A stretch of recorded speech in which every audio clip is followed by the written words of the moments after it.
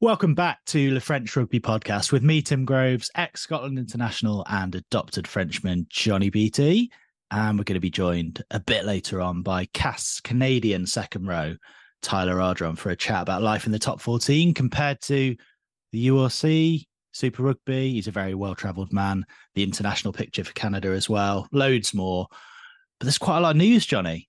Bits flying around, good games in the top 14 as well. There is loads flying around, like between transfers, between games, sackings. We're going to have some of them again already.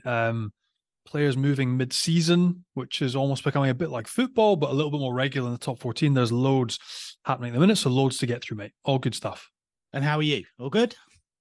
Do I still sound like I've got COVID? I'm trying everything to get rid of it, mate. On an inhaler now, so I might sound a little bit funny as my voice tries to adjust. But yeah, I think this is month 3 of being dark. As long as I make Christmas, I'll be happy. As long as I can get there and be happy and fun and up for Christmas, I'll be delighted. Nearly there, mate. Feeling all good.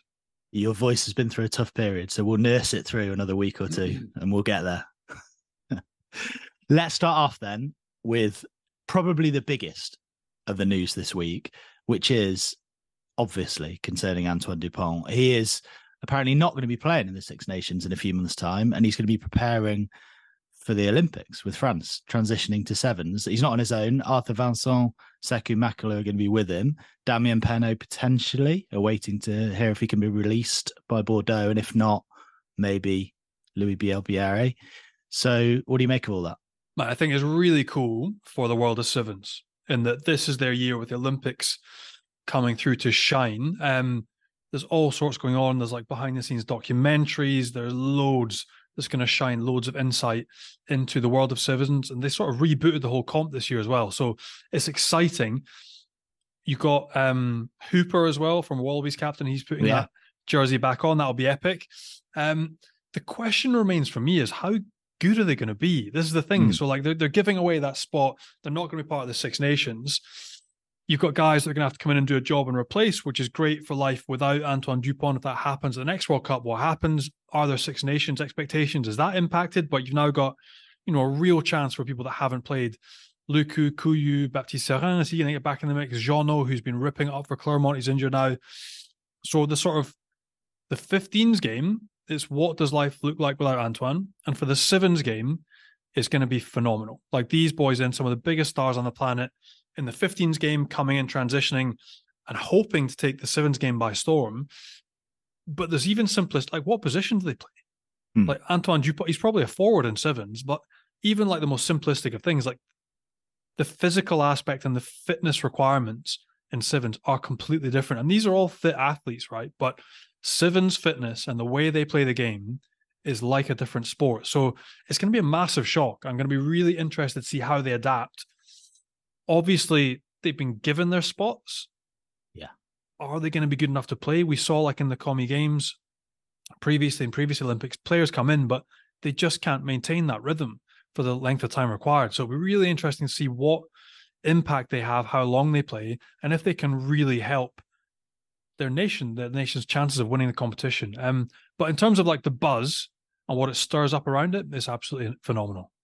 And that's why they're in, obviously. Let's make no bones about it. They're not being picked as amazing rugby players as they are, brilliant athletes. They're being picked because of their profile, right?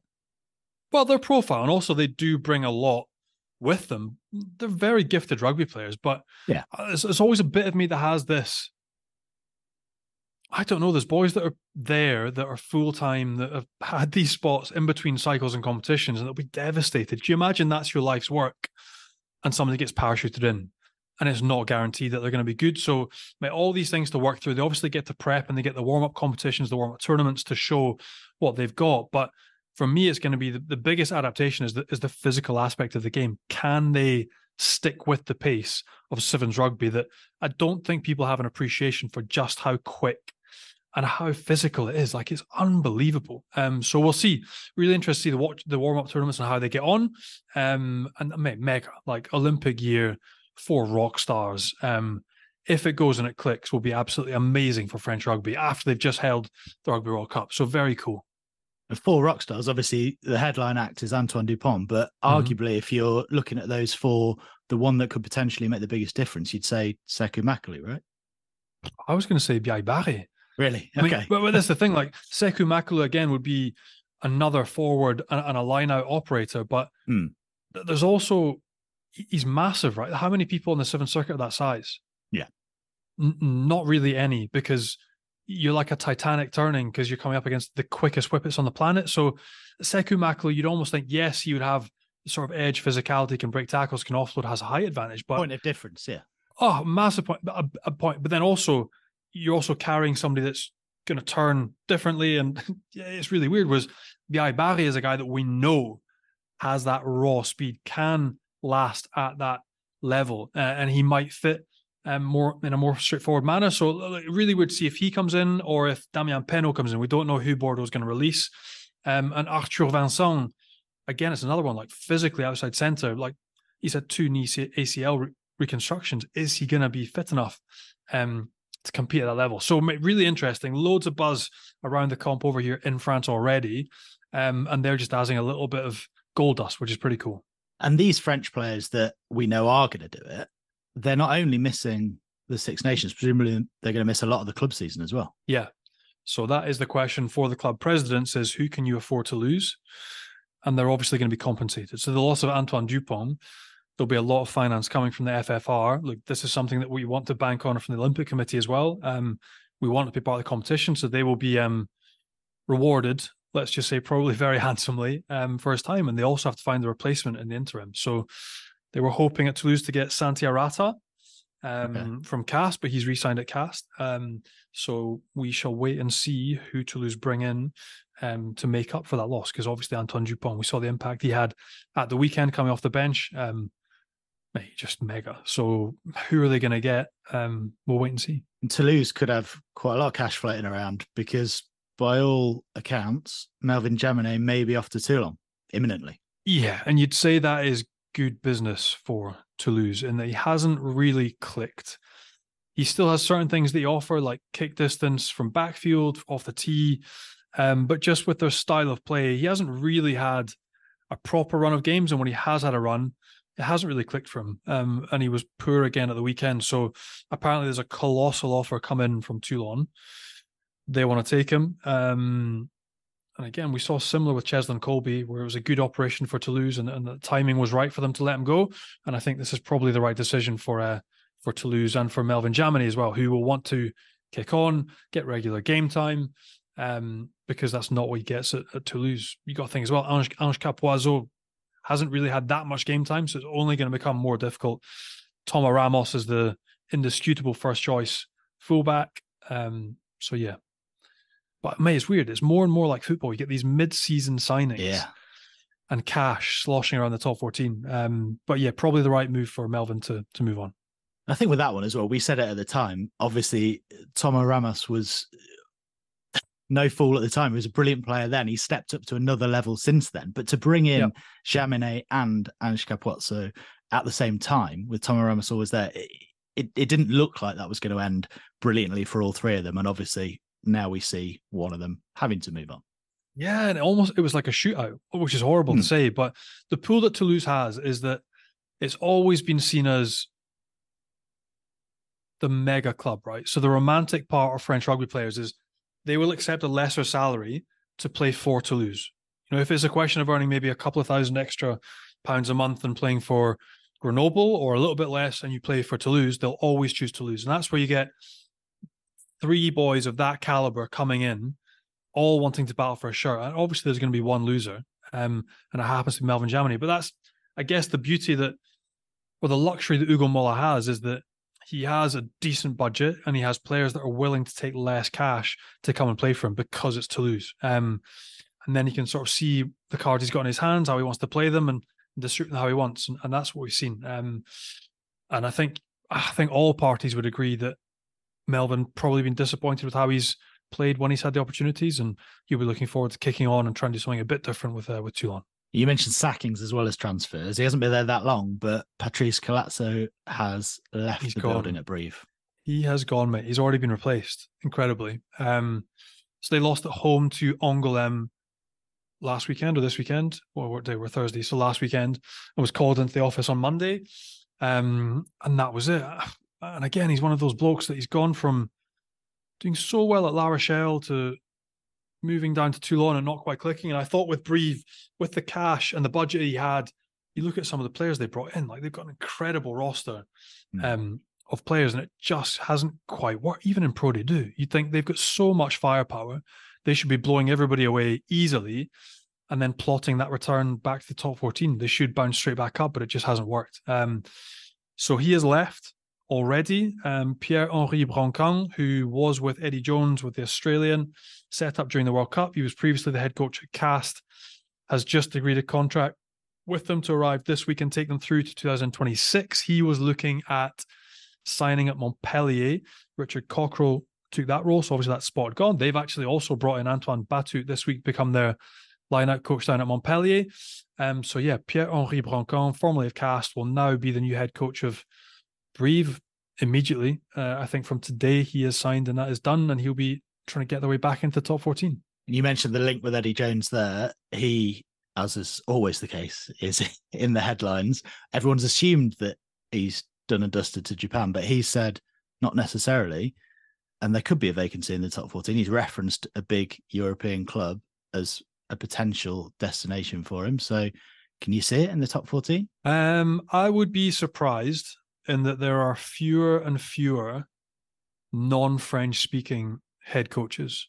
You look even at Richard Cockrell arriving at Montpellier, who speaks French, like speaks a bit of French, but it's obviously going to be a slow start getting yourself back into French, and being able to, you know, explain yourself and get the detail you want over in French straight away. It's always going to be difficult, and Montpellier are kind of paying. And I don't know if there was one club weirdly that I think would look at it, would be a club like Montpellier, where it'd be a Moed Altrad decision. But they've got Neil McElroy, formerly head of everything behind the scenes at Clermont, who's just come in to be their director of behind the scenes, director of sport, director of rugby, who's a good egg. And I think he would be way less inclined to take a non-French speaker. Right, we'll chat a bit more about the top 14 later and get our guest on shortly. But let's find out first what your meter moment of the week is, Johnny. Well, mate, I'm delighted we're doing it before he comes on, because it's actually him. Oh, you're going to embarrass him, mate. Which would have been really awkward having to explain that he was awesome in front of him. But he was awesome. So Tyler Ardron at the weekend. And there could have been a few boys. Zach Henry, friend of the show, 21 points, big win against Lyon away from home. He was fucking metronomic as well. But Tyler, like, as far as number 8's go, and I remember playing against him when it was Scotland Canada back in the dark ages, like 2014 or something. The big one, mate, the big one. I think we won by 1.5 points. And I just remember thinking, this boy's special.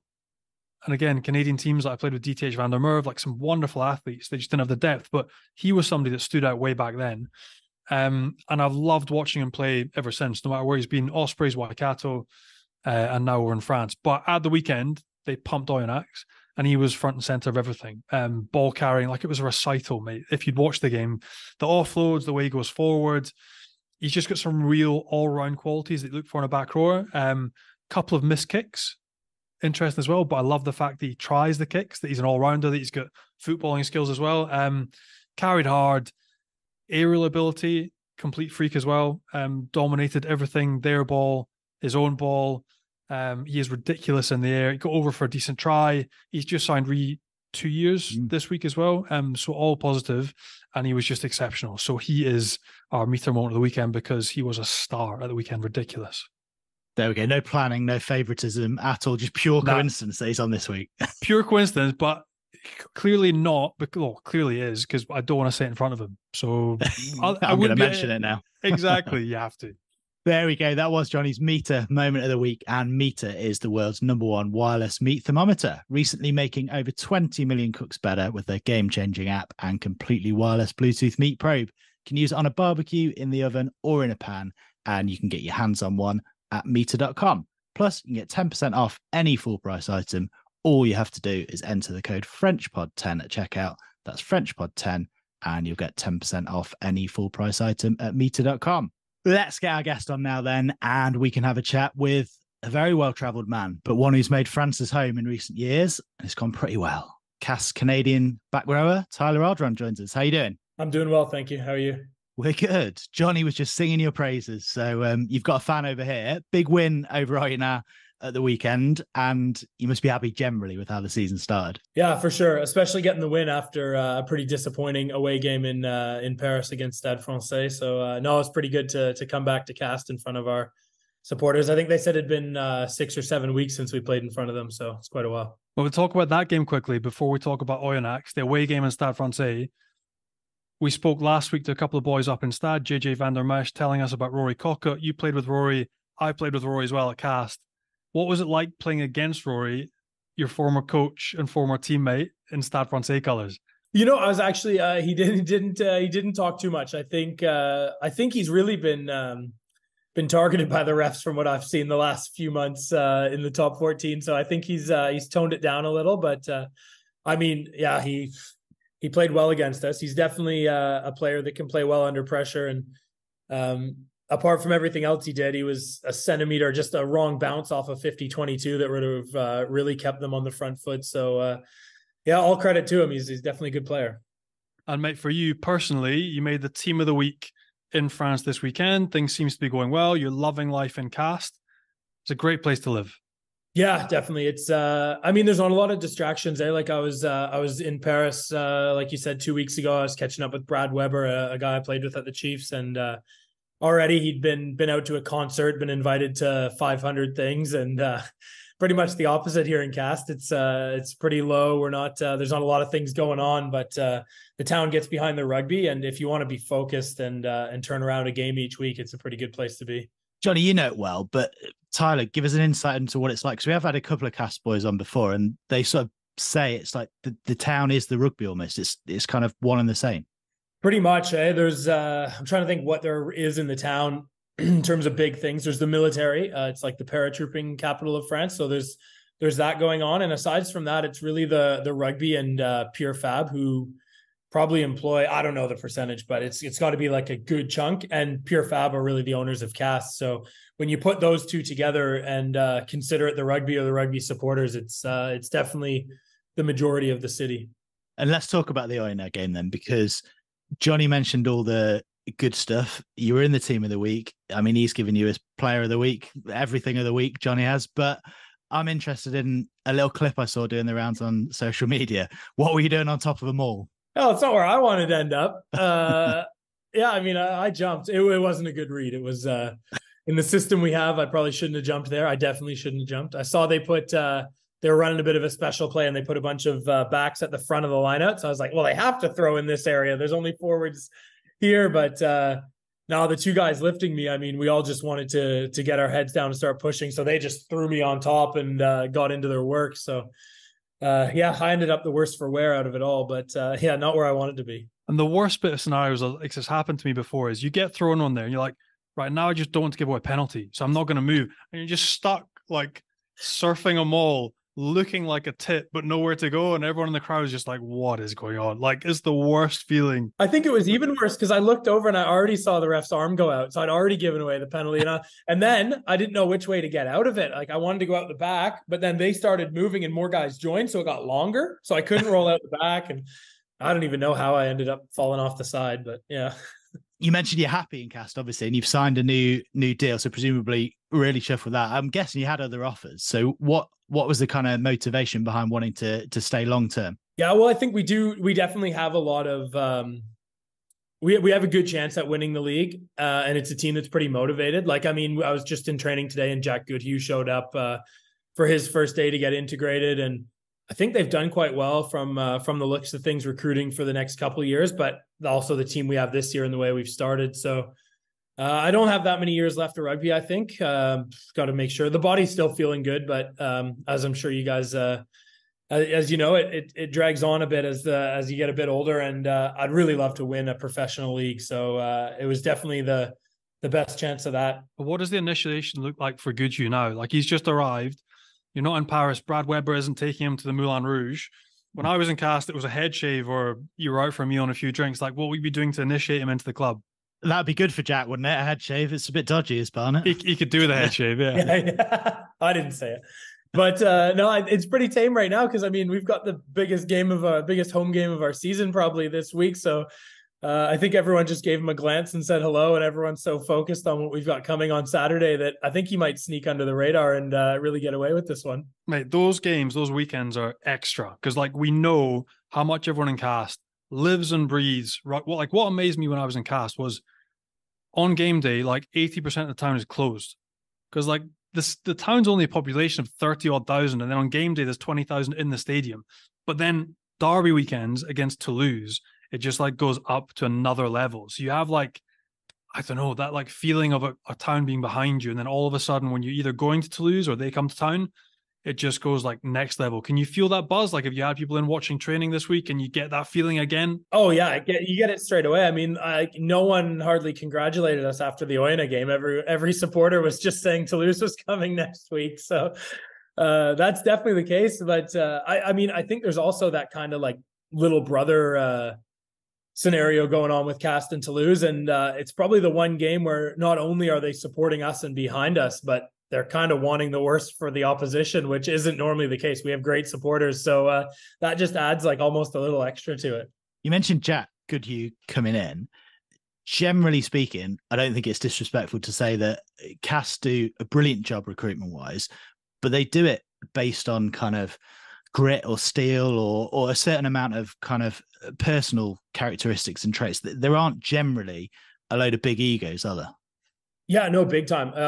Yeah, like the big name signings almost never end up in Castres. It's quite it really makes for a good environment. Like I've never been at one of the other French clubs, but I mean, I have lots of friends playing, and I've heard you can start to get that the distance between a lower guy and a higher guy. We don't have any of that. Like it's all quite in the middle here at Castres, and everyone works hard, and there's real genuine competition for the spots. It's not as if anyone's going to play.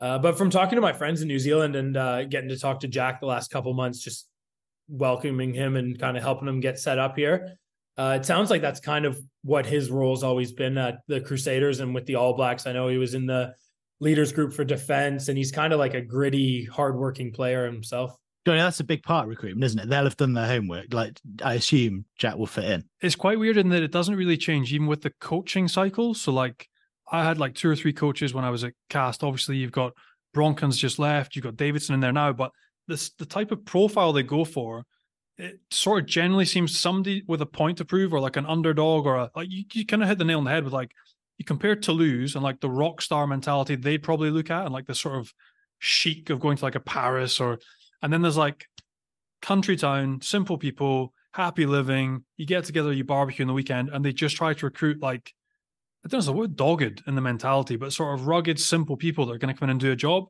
which is pretty cool. And then that sort of forms like the identity of the team is formed around those people and the town. Like it all sort of forms nicely into really tight because there's not much distraction and good people that you're spending good time with, and then you want to go off to war with. So mate, that's what I loved about Castres. That was my best experience, probably the teams I played for in France. And again, like yourself, Goodhue, people they got to come in like Big Tom Standiforth or kind of fit that mold, which I love. And it seems like it's going to keep on going.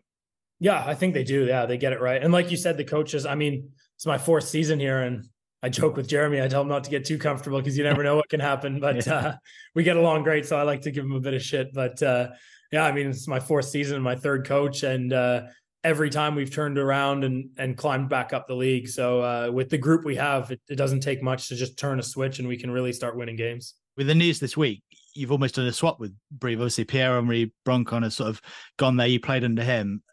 What's the big difference? Obviously, a French coach, but who has worked under Eddie Jones now in Australia, clearly a smart guy, and Jeremy Davidson coming in and leading you now. Are there major differences between the two? I mean, in terms of the level of coaching, there's not a major difference. Like they're both good coaches. Like Pierre's one of the smartest rugby minds I've ever come across. But he would have had a little bit more trouble conveying it to the group. Like his messaging was a little less clear. Whereas Jeremy's really like, he's on it. Like he's got his theme of the week and the things we want to focus on. And he really makes sure that those are priorities. So they're quite different coaching styles, but no, I mean, they've both been great. And they've both, I mean, Pierre, we finished 1st in the league and we lost the final to Montpellier with him. And like, he's an amazing coach. So yeah, I know he'll do well at Brive. And then Jeremy came in and we were kind of down at the bottom of the league, and we started winning game after game. He really rallied the troops and got everyone on the same page. So they've kind of fit the mold of what was needed at the time, both. It's something interesting as well, the point like 3 coaches, 4 seasons, or 4 coaches, 3 seasons, either way. But I always found as well, because of the volatility, you're always a little bit insecure about your spot on the team. A new coach is going to come in. Are you going to get re-signed? Is there going to be a contract? But you've obviously done enough with each single one of these coaches to pick up the game time, nail it down, earn yourself a spot, and keep chugging forward. But like, just generally, how do you find top 14 like style-wise? Like, you've obviously like played Canada national team, you've been in the UK as well, you were the Ospreys, you were part of Super Rugby, but like coming to top 14, how do you find the different style that clearly suits you so well? Yeah, well, it didn't suit me that well coming here, if I'm honest, because I started playing, I was playing a lot for the Chiefs, and we lost the South Africans heading into, I guess I never really played much when we lost the South Africans, but we started training and we realized once they were gone, we were just going to try to win the league with speed. The rugby just started kind of changing, and I didn't last very long. I came to France quickly after that. But then I came here and it was a real struggle. Like, I'd been in confinement. I was down to like 105 kilos. I didn't have a gym. I was just running every week. And they wanted me to play a bit of second row, and coming at 105 kilos, they're like, I think we got the wrong guy. So yeah, it took a bit of adjustment, but the thing, kind of 2 things have happened to really put me in a good place in the top 14. I think a lot of the teams have signed a lot of the best players in the world, and it's sped the game up in the last 2 or 3 years. So that's kind of led to me kind of helping my game a bit more, as well as myself getting comfortable and what's my role and like, where can I be effective? I'm just not a great ball carrier straight into 2 guys. Like, some guys, that's with their strength. And me, if I get a 1-on-1, I can do some things and get my hands free. So I've really been able to kind of get myself into a position in the team where I can use my strengths. And I'd say between those 2 things, that's kind of led to, I've really felt better each year. And I mean, yeah, the body's not getting any younger, but I think my rugby's kind of been improving as I'm getting older here. It's a really interesting point you made about the Chiefs as well. Like, the South Africans leaving Super Rugby, how much of a detrimental effect do you think that's going to have on Kiwi rugby and Aussie rugby generally? The fact that they're now away in URC and playing as European sides, where does that leave those Southern Hemisphere sides without South Africa?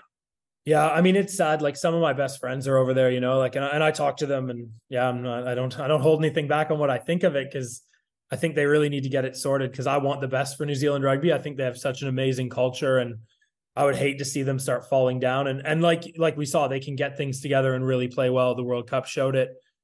But if it's going to be 5 or 4 Super Rugby teams from New Zealand beating everyone except the Brumbies every week from Australia, it's gonna, I think everyone's just gonna come to an equal level, and maybe Australia will come up a little, but they're both going to be teams at a very similar level after a few years. And I don't think that bodes so well for the Kiwis. So I think you can see what the South Africans have done. Like, they've joined Europe, and I mean, they're going well in the URC, and the World Cup, they went really well again.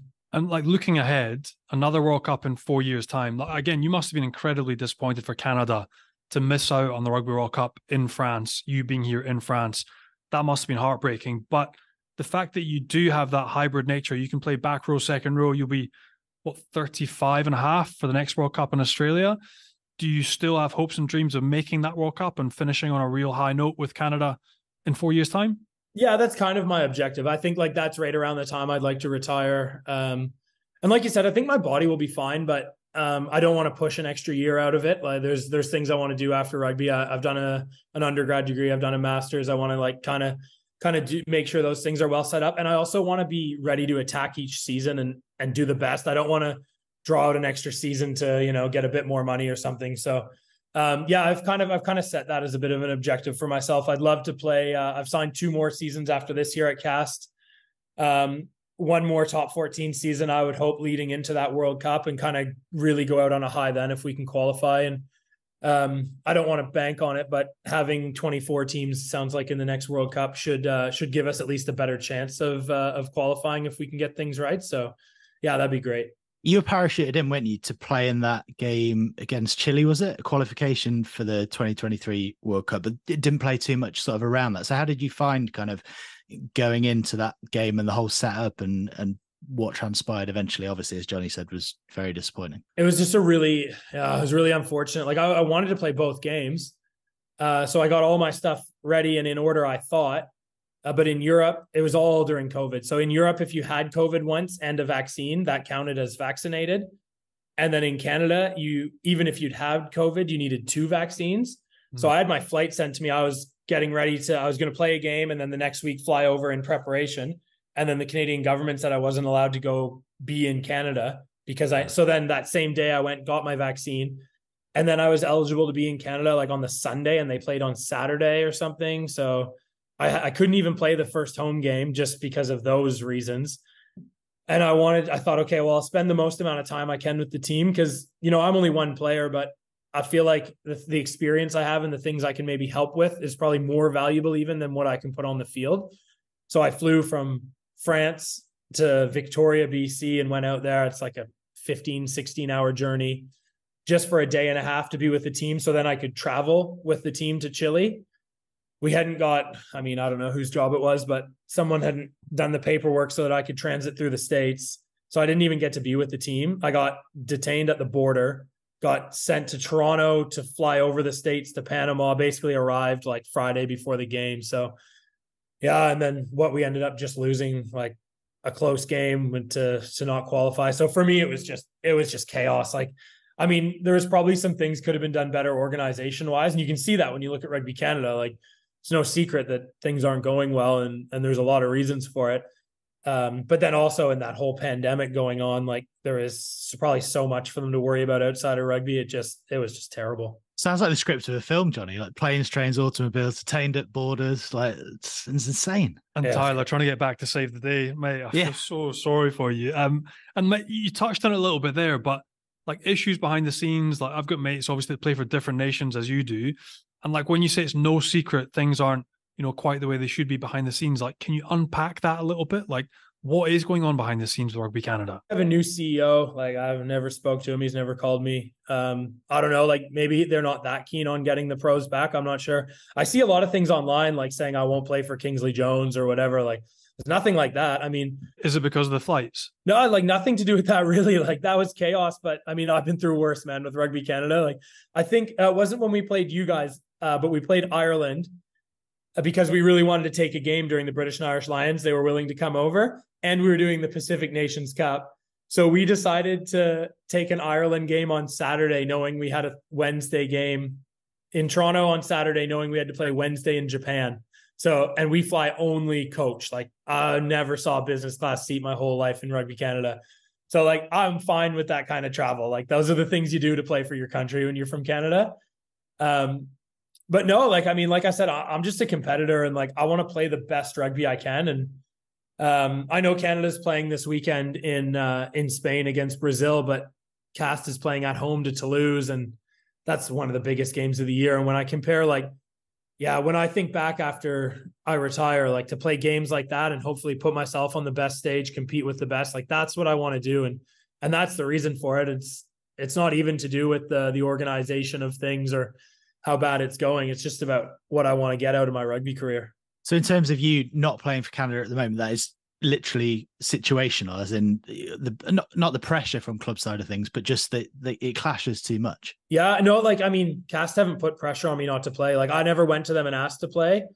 But just like I wouldn't for this game, like no. We had Oyonnax at home and then Toulouse at home the next weekend. Like that's what I'll remember that forever. I'll never forget the Toulouse game. So yeah, that's why. But there's also specific windows that you're meant to be released. This one falls outside the window. So like there's no hope or expectation for Rugby Canada to get people that are taking part in these massive games in the club calendar to drop it to play against Brazil. Like there's a certain amount of back and forth and understanding, surely. Like it's weirdly as well, you said there's things online you'll never play for Kingsley Jones. Like he's just been given an extension 2025, despite the fact Canada didn't qualify. Like, where do you think stuff like that comes from? Is that just rubbish that's churned up by somebody stirring up shit somewhere? Oh yeah, I see all kinds of it. But that's the thing, like I said, I'm not when Kieran Crowley was there, I was so involved. Like I started captaining when I was like, I want to say 23, maybe it was 24, I think 23. And like he'd already had a psychologist working with me for a few years. Like we'd really built up to things. When we were hiring a new coach, there was not just myself, but some older guys as well. We were on the call listening. The coaches couldn't see that we were there, but they wanted player feedback. Like They wanted they wanted to keep moving it forward with us as a team. But since then, I mean, like, yeah, I've had almost no contact. I do talk to Kingsley often. Like, he just understands the situation. Like, if he was in my place, he would do the same. So yeah, I see a lot of things online that, I don't know, they're not grounded in any sort of truth. So. And how would you describe Kingsley as a coach? You know what? Like, describe him quickly is tough. But what I will say is we weren't going to qualify for the 2019 World Cup.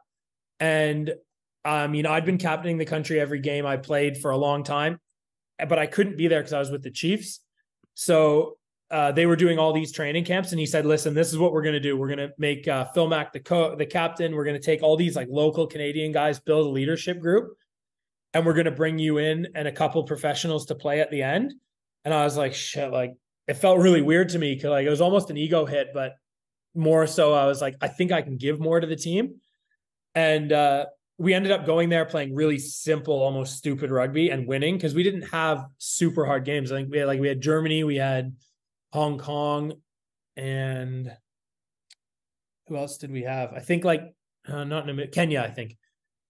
So we just had to be, we were the best of those four teams. So we just had to really keep the ball and be simple. And for things like that, I think he does actually have a really clear idea of what Canada, like where we're at right now. So I give him a lot of credit for that, because if you bring in a really good coach, he might think, let's try to actually work on things, progress the team. But he knew he had an objective just to win a few games. So I think he does have a really good idea of where it's at, the rugby level in Canada. And I just think the level of players is what's letting us down. I don't think it's the coaching right now. And Johnny mentioned the new contract that he's been given to 2025. Obviously, there is a lot of criticism online for Kingsley Jones. It's going to be there because Canada failed to qualify for the World Cup. You've mentioned kind of the pros and cons and strengths there. I suppose, is a large part of it that you want a bit of continuity, or how do you see it? And I suppose some of the criticism he gets might be valid, but is there also people miss what's happening underneath, as you say, like he's fighting fires up against certain things? Yeah, well, like I've said to everyone that's asked me, like, I don't think he's the main problem in professional sports. If someone has a record like that, should they go? Probably, yeah. I mean, I've said that to him as well. Like we have really open, honest conversations. There's no hiding it. But what they would replace him with, is it going to be any better? I assume that they looked and said no, and that's why they made the decision. Like I said, I haven't been part of the decision at all. I don't know what the alternatives were. But I guess, like, yeah, if you look at, I mean, Cast, we would lose a few games. Like I said, 3 coaches in 3 seasons and 6 games. And I've had 3 different coaches. So yeah, like, I mean, when you look at it from the outside, you'd want to change the coach, but I don't know who's putting their hand up to take that job right now. So. And what have you made generally about the sort of new format of the Autumn Nations competition that's being reformatted? And again, in terms of game time, quality, opposition for Canada, it's going to be blocked at the start, and there's 2 tiers and there's no promotion relegation for a few seasons. But in terms of more regular games against higher caliber opposition, how much of a help do you think that's going to be for Rugby Canada?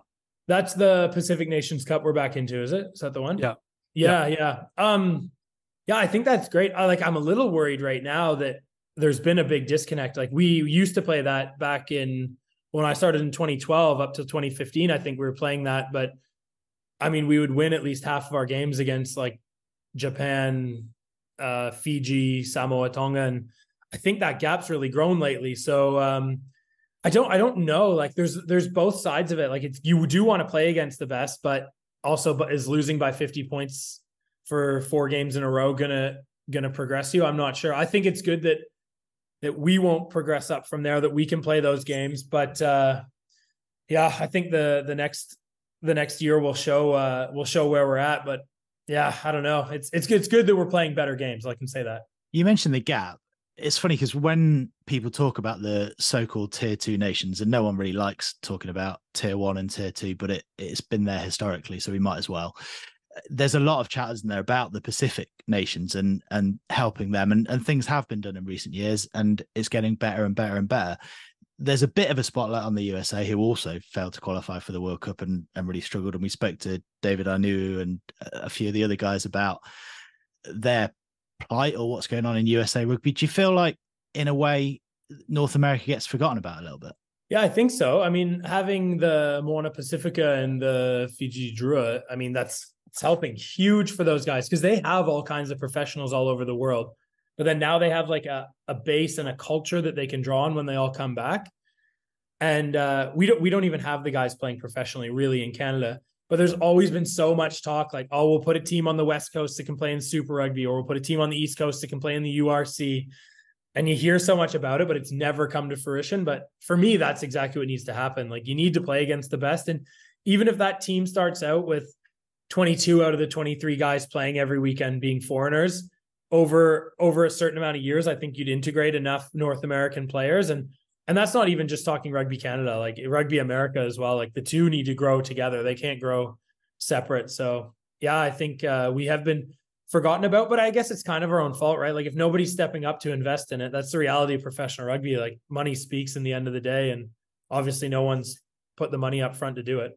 The MLR is there, but it's been through so many sort of iterations and has kind of failed and then come back. It seems to be doing okay at the moment, but maybe that's going to take quite a long time to sort of get to that level that you're talking about. It's not going to get to the level of Super Rugby or URC or Premiership or whatever. So it's a hard one. Yeah, I see there's some good players going over there, but then I also see that Chile keeps one team together for the whole year, and so does Uruguay, minus a couple professionals, and then they beat Canada and the US. So I had such high hopes for the MLR, but I mean, at the end of the day, you just got to look at what actually happens, and it doesn't work out that well. So if you were Bill Beaumont then, Corn, if we're sort of saying that maybe Canada get forgotten about a little bit, I know it's difficult when you're in charge and you're in a position of power, but if you were to sort of give us a few key points that could really help Canada, is it money? Is it infrastructure? What would the key points be for you?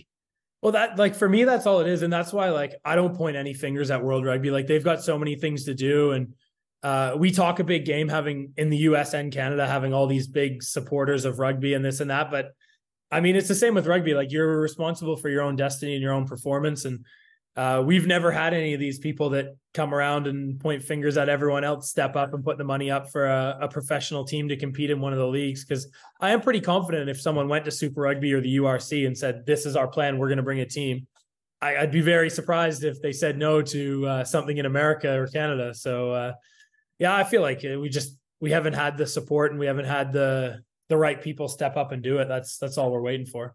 I know Jamie Cudmore is involved in some way, having played in the top 14, and he's gone back there. For you personally, you mentioned what you might do after playing rugby. Would you think about going in and trying to fix some of these problems if you're asked?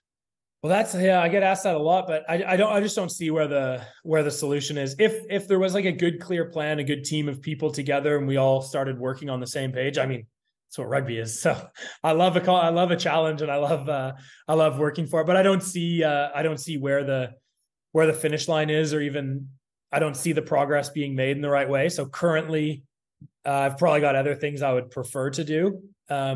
But I mean, I know without Rugby Canada and without Kieran Crowley and Neil Barnes, those guys that were helping the program out, I would have never got a shot at professional rugby. And this has been my whole life for 12, 13 years now. So I'd love to give back where I can, but I'm not just going to go hit my head against the wall for 4 years and get spit out the other end. So, well, mate, I'm sure there will be some sort of spot when you finish. There'll either be coaching or performance or leading or part of the back scene stuff. Like, you've got so much to offer, so much experience from being over in different parts of the world. You've seen so much. So clearly you're going to be a resource they're going to want to tap into. Let's talk quickly about different challenge, maybe a slightly more tangible, closer to home, coming up this weekend. Derby weekend, Toulouse, Saturday night, 9:00 kickoff, live on TV. You've done your analysis. How's it going to go, and why? What have you seen that you need to stop, and how are you going to beat Toulouse?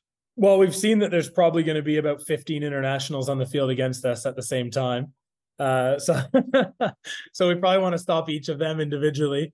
But no, it's going to be a collective from us. I mean, we're not going to beat them individually one-on-one. So we're going to have to stick to our game plan.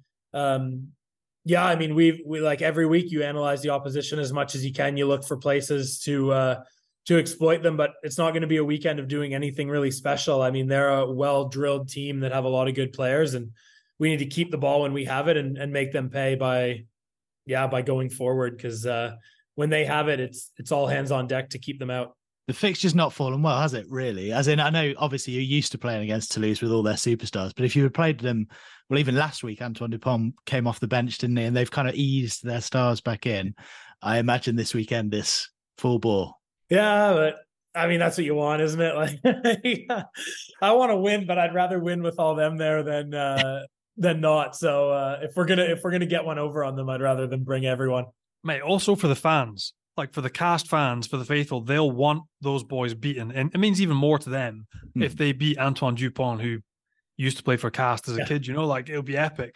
When you do the analysis, like obviously very difficult, but when you analyze a side like Toulouse, can you find any weakness? What little types of things have you seen that you think you could exploit this weekend? Now, it's tough to say too much now, because we've got a game coming up on Saturday. But what I will say is there's less opportunity the way that they defend than there are against other teams. I mean, they force you to keep the ball and do all the simple things well. They don't leave areas. They don't make many mistakes.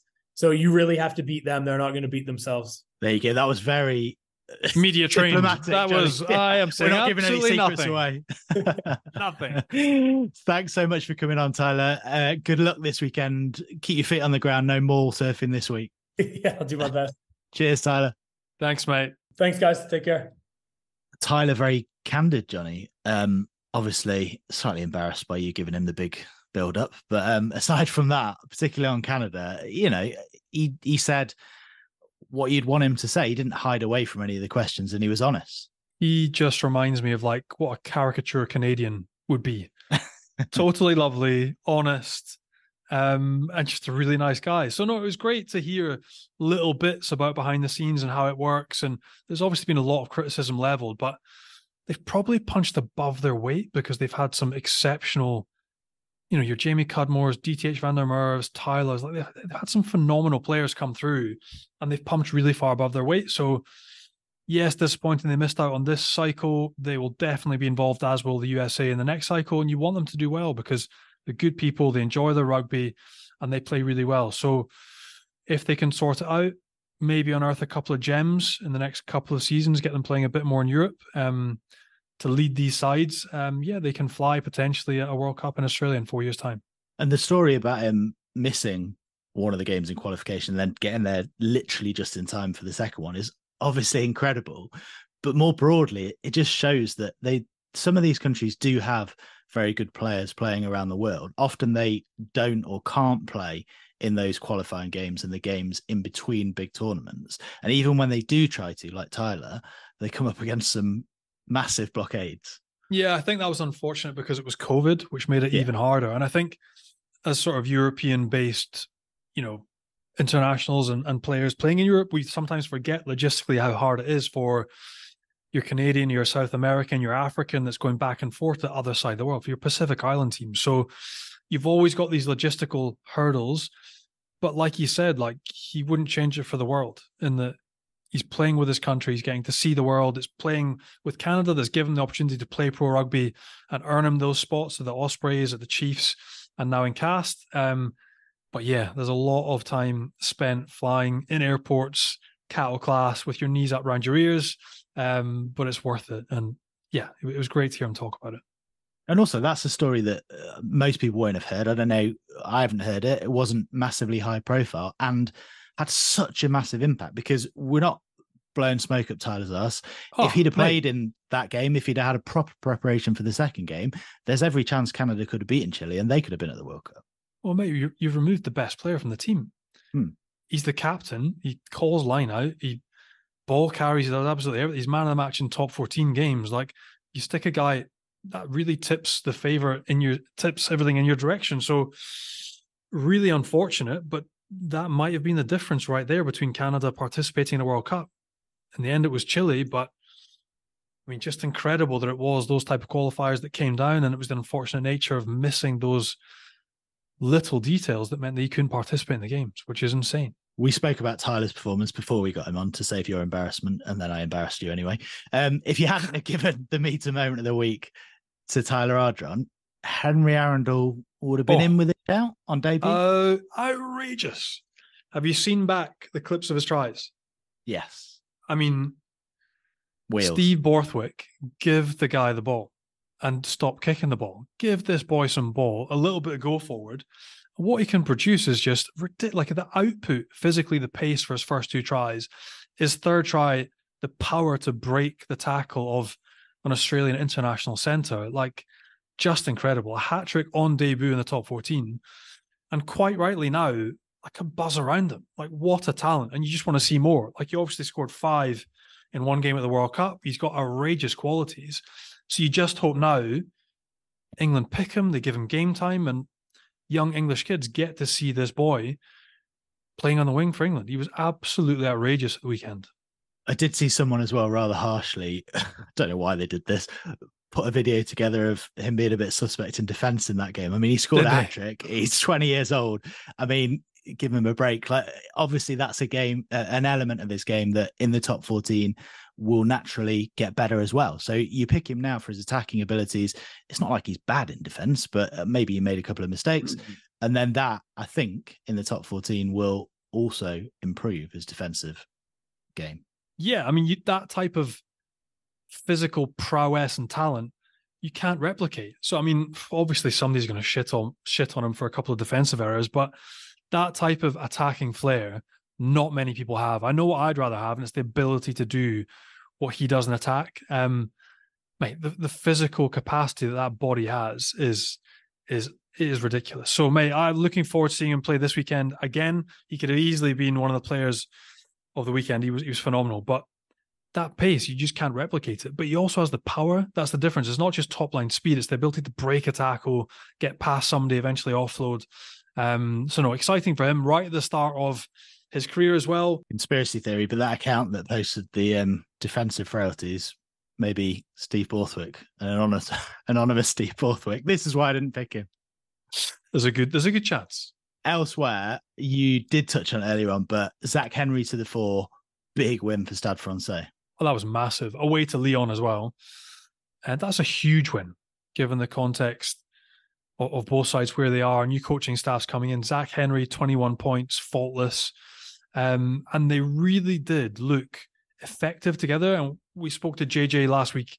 And again, just that impetus of having a new coaching team, the detail and the confidence they have, you could see that coursing through them. And then normally you go to Lyon, that would be a stodgy, difficult affair. But Stade Francais looked absolutely settled, confident in themselves, and they blew Lyon away for large stages of the game. So, really excited to see what Stade Francais can do. Chuffed as well for Zach Henry, friend of the show, loves a shoof. And difficult for Lyon as well. Young new coach coming in. And it's a horrible competition. The top 14, you lose a couple of games and you're back down to the bottom in the basement. So interesting to see how they bounce back this weekend too. We've chatted a bit about La Rochelle's struggles in previous weeks. They did win this week. It wasn't convincing, obviously, but a young kid, Hugo Reyes. Right, they won that game by nothing. And I mean, Bayonne, who were poor the week before, came to La Rochelle and made La Rochelle look ordinary. And this is the worrying thing. Like for La Rochelle, still without Greg, who's going to be out till January, Antonio was on the bench, essentially came on and shored up their scrum because Colombe still is quite high. He wants to scrummage high and almost like ends up shoving with his chest. Like he wants to finish high, and it's really weird watching him scrum. And you just get a real sense for how important those players that are still missing are, despite the fact that they've got Soutini, they've got Dante, they've got Hastoy. They're still missing Antonio, Skelton, and Aldred. Those are the three big bodies that make the difference for them.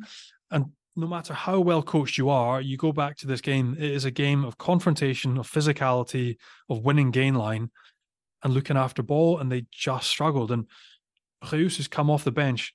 He hasn't even touched the ball, mate. Like, he's come off the bench 2 minutes before the end of the game, a penalty from nothing, and he's knocked it over to win the game. But that could really easily have been a home draw for La Rochelle or a loss. So yeah, for them, and I know Rog was joking about it and they hope something has to change. It's not the coach. They're not going to change Rog, but he needs to get his players back quickly. But it just shows the margins in the top 14. If you don't have your top firepower there, things can change very quickly, and it's cruel. And those three players for La Rochelle are absolutely huge for them. We're hopefully going to have a chat with a player or two from Po in the coming weeks. They are ticking along really nicely. Bordeaux had a lot of stars back, but Pau saw them off.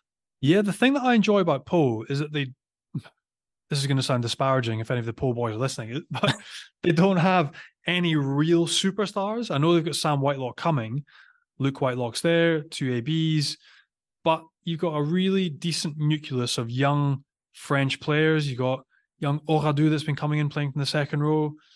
He looks like he's going to be superb. Simmons from 10, who's controlling things really nicely. Dan Robson, who's hopefully coming on the podcast next few weeks. But there's no like rock stars. And I don't mean that to be condescending, but they play well as a team and they scrap out well as a team. They're well organized. They're organized in defense. And when they've got ball, they're potent as well. They convert their opportunities. So great to see them marching on. When you consider other sides that maybe have those bigger names, bigger signings, a bit like Castres, Pau just quietly ticking along really well, effectively, and picking up another win against the Bordeaux side. Like you mentioned, Damien Penaud, Mathieu Jalibert, Tammy Funa, all these guys back, but Pau still getting the business done. Yeah, Dan, if you're listening, I think you're a rock star. So speak to you in the next couple of weeks. At the other end of the table, Johnny, Montpellier lost at home to Clermont. That's 5 defeats in a row now. That's not good, man. That's not cool. And again, we talked about it at the start of the program, but Cocker's coming in. It's just difficult, mate. As an English-speaking coach, I know he'll be trying his best in French. You got Lanny, Stu Lancaster as well. Slightly different fortune, but a few tight wins, which maybe makes it more flattering. Racing flying high. Montpellier, a couple of tight losses, losing at home as well.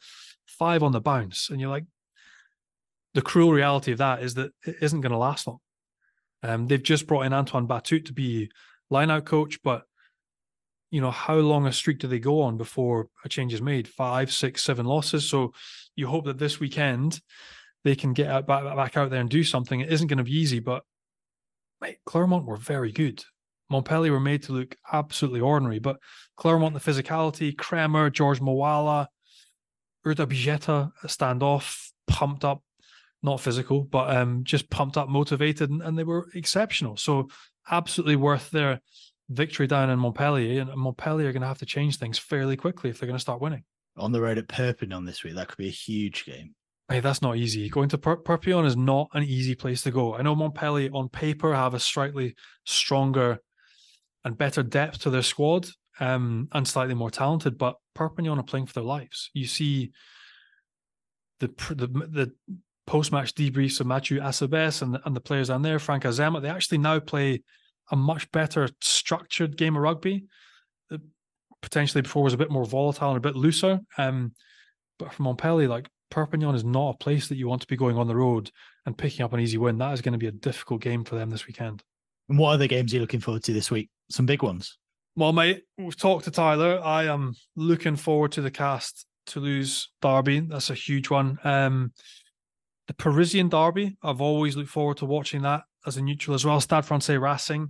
La Rochelle against Bordeaux. So Bordeaux are looking decent. La Rochelle hopefully will have Will Skelton and Antonio back. So you're looking at some big dogs duking it out this weekend at La Rochelle. And mate, they have to be better to find confidence, find some points as well before they go into European rugby. But Bordeaux, when you think about the talent they've got packed into that side now, they are difficult and they can go on the road and win anywhere. And the other one is Clermont against Toulon. A little bit different for Clermont this year because you've got Oyonnax and Lyon in the competition. You lose Brive, so Clermont's local or nearest rival that was Brive no longer there. They're on to Toulon, but I've always got a soft spot for Bayonne as well, mate. As you know, they're hosting Pau this weekend, which is a big derby down here in the southwest, so looking forward to that one as well. Bayonne probably a bit more confidence about them after that performance at La Rochelle, so they'll be looking to get a win over Pau, who we just spoke about and are also flying high. So looking forward to that one too. Thanks, Johnny, and massive thanks to Tyler Ardron for joining us, and thanks to all you guys for listening. Make sure you hit subscribe, leave us a nice review if you can, check us out on Rugby Pass and on YouTube, and we'll be back with another episode next week. Au revoir, Johnny. Cheers, mate.